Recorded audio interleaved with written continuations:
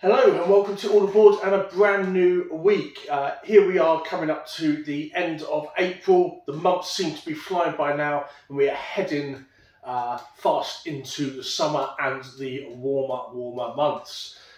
Before we get into this week's video, we just want to say thank you to everyone who's continued to support us at our monthly Pathfinder Society Day. It runs the fourth Sunday of every month, not the last Sunday, the fourth Sunday of every month. We currently have a table for up to 6 people, but there is growing interest. So if anyone out there would like to Games Master once a month for us, please do get in touch to let us know. There's a whole wide range of resources and sort of in-game benefits that you get as the Games Master. You get signed up as a venture agent, which is sort of the official sort of Games Master for Pathfinder Society, and with that there's a whole range of stuff like free adventures and the like that you get access to. So a lot of great stuff and stuff that you can then use beyond Pathfinder Society as well. So if that does sound like you, get in touch, let us know. We're very keen to grow it. It's been a roaring success so far, and we're, as always, just looking to grow that and develop it further and further. So on to this week's video. We are going to be starting with this week's game of the week, and that is tucked away down here. This lovely little game called Floral. So this is one of our last releases of the month, and Floral is a lovely little tile laying game where you'll be creating patterns of different flower beds. The idea being that you're trying to create as large a contiguous shape as possible in order to win whatever the current scoring card is. You win for each space within that, and yeah, just really nice little game. If you play things like lanterns, it's very reminiscent of that. You're building these lovely, colourful displays, very kind of chilled out vibe to the game as well. And there is a lovely little solo variant to the game, which I did play, which is nice and quick and easy. Just one to sort of while away a couple of minutes here or there. Takes about, say, 10 minutes or so, if that, to play. But just really nice little variant there. And plays well from 2 up to 5 players as well. So really good player count and player experience at all levels. But yeah, just a lovely little card game. I love the design. Just love everything about it. So gameplay is smooth, and it's just one, especially coming into these warmer months, where if you are going to be going away for a weekend or a week somewhere, or maybe you're going to someone's place for a party or what have you, you're down the park or the beach or wherever, travelling somewhere, this is just a great game to be able to play somewhere. It doesn't take up a lot of space, even with more players. You can easily fit this on the tables on the trains, so it's got that going for it as well. So if you are looking for a fun little tile placement game and one that you can take anywhere and play with any player count from 1 to 5, then this is definitely one to grab your hands on. Next up, we have got this game here, The Crows of Coppershell Bay. Now, this is a new to us game. It has been previously out, and this actually came in at the request of a customer that wanted it. I took a look. It was with one of our suppliers, so it was like, yep, we'll get that one in. Now, I have heard of another game by these people called Pauper's Ladder, which has always interested me. So we double checked, and yes, we could get it. So we've got these in. This is a sort of little adventure in a tin. So this is a solo player game where you are having to collect 60 gems to pay to the crows before your debt is due.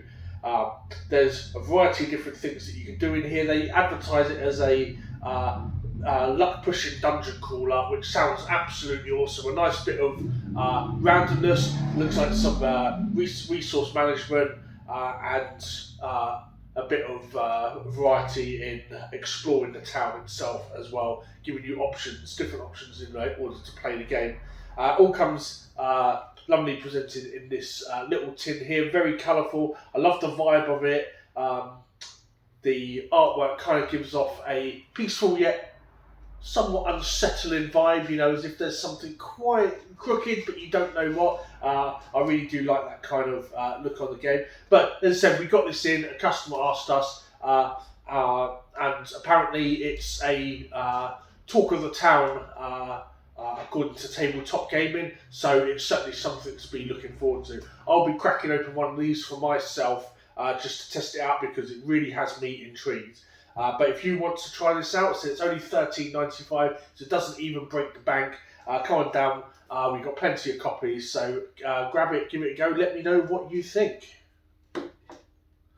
Then next we have got Nasty Ones. So this isn't a game that we're currently stocking, however, based on feedback from some customers, it will be one that we will be looking at doing soon. So this is a boxed cards game, although it plays similar to a trading card game.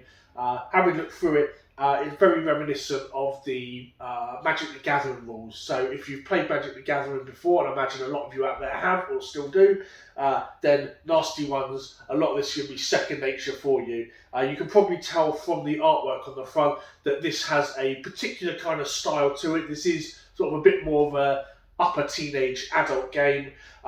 It has a kind of Rick and Morty Adult Swim vibe to the content of the cards. I've looked through, I'd say there's nothing in there that's outwardly R-rated, but certainly very suggestive, a lot of innuendo, and just that kind of stuff that you kind of associate with, like Rick and Morty, Adult Swim, Archer, that kind of stuff, you know, like some of the quirkier stuff.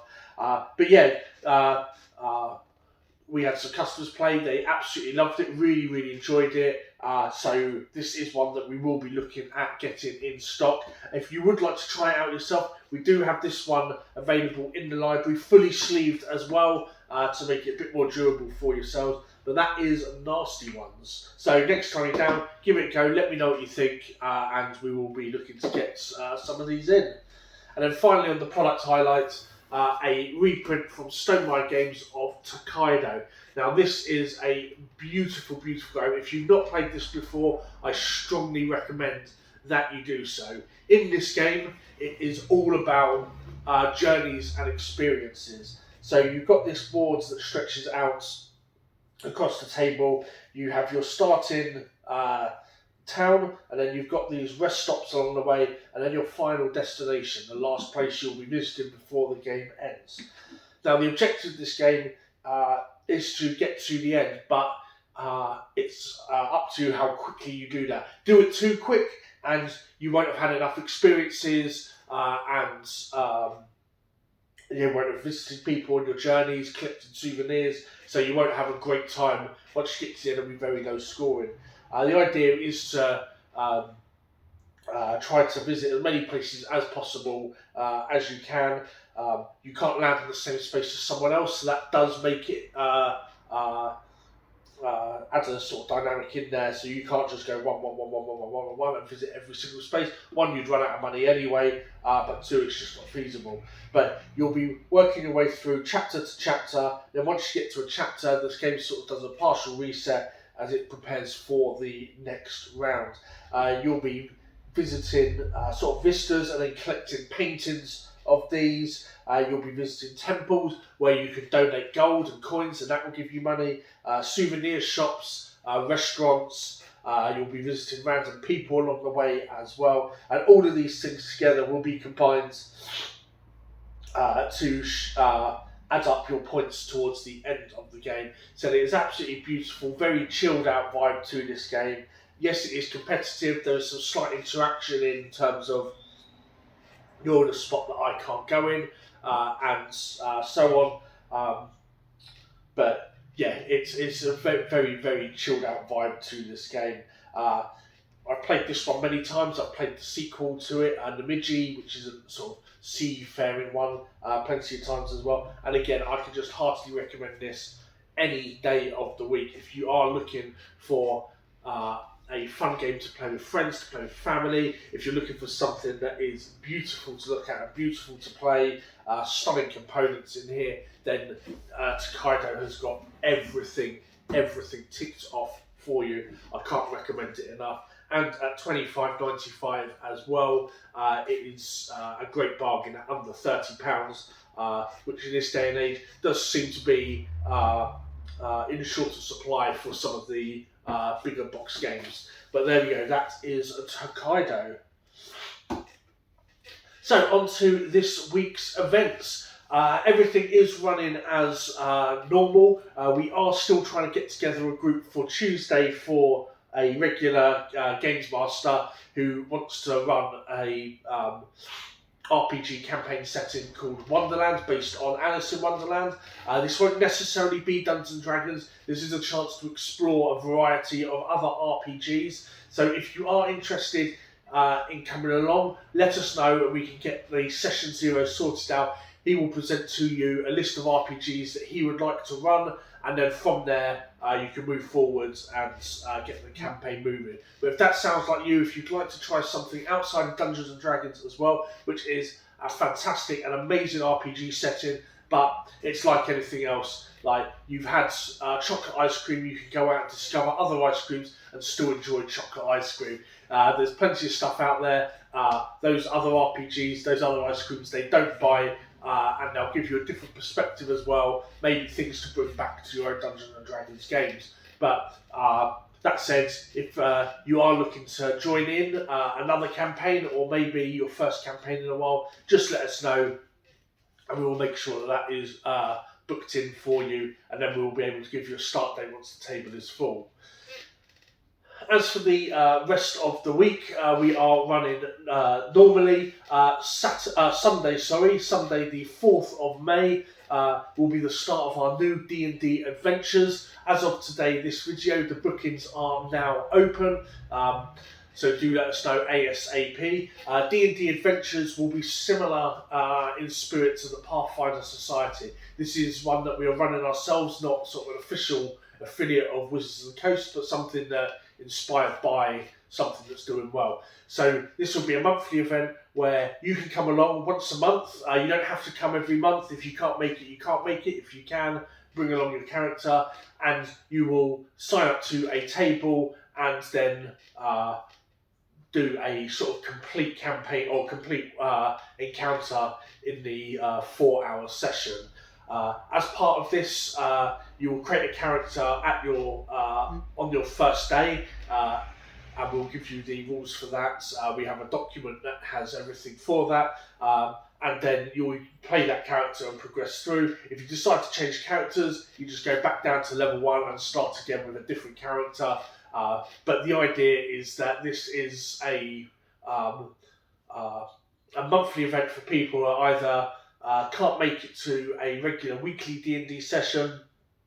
Great for new players as well, as everyone will be using the same 3 core rule books, as well as anyone who just fancies playing a little bit more Dungeons and Dragons, really. So if any of that is you, then do make sure that you book in. On top of that, we are also looking for more people to help run these games as well, because these games can't be run if you don't have a Dungeon Master. Again, this presents an opportunity maybe for someone who has been thinking about DMing a game and hasn't quite got there. Maybe they're in the middle of writing a campaign and you'd like to sort of dip your toes in, whet your appetite a little bit, and see if that is for you.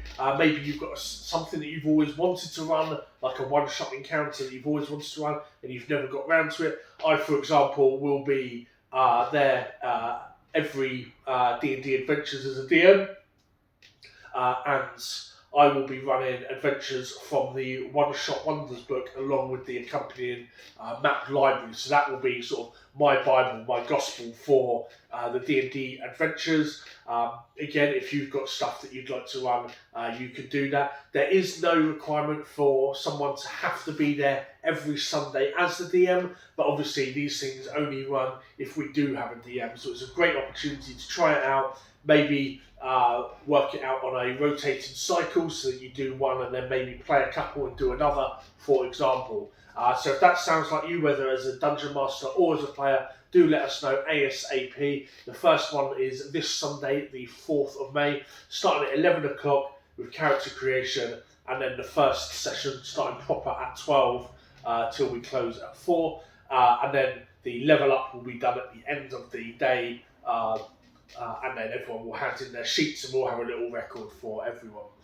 So that is everything for our events this week. As we look forward to May, we do have some awesome events running on. On the 18th of May, we've got 2.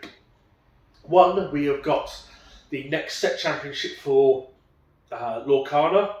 So if you haven't booked in for that yet, do make sure you book. The tickets are available on the website. And on the same day as well, we will be up at the Ellington Park May Fair, which is one of our highlights of the year. Absolutely love it. It's a fantastic day out, great for families. Recommend that you go down, even if it's just to have a little wander, maybe get a can of Coke or something, or an ice cream. But it's a great day, so many people out, the weather should be good as well. And it's always a blast. We've been doing this for sort of 3-4 years now, and have never regretted it. So that is everything for this week's video. If you do have any questions at all, please do not hesitate to ask. Just put it in the comments below, drop us an email, give us a call, or pop into the shop. Always more than happy to have a chat about anything shop-wise. So thank you all for watching, guys, and as always, we'll see you in the boardroom.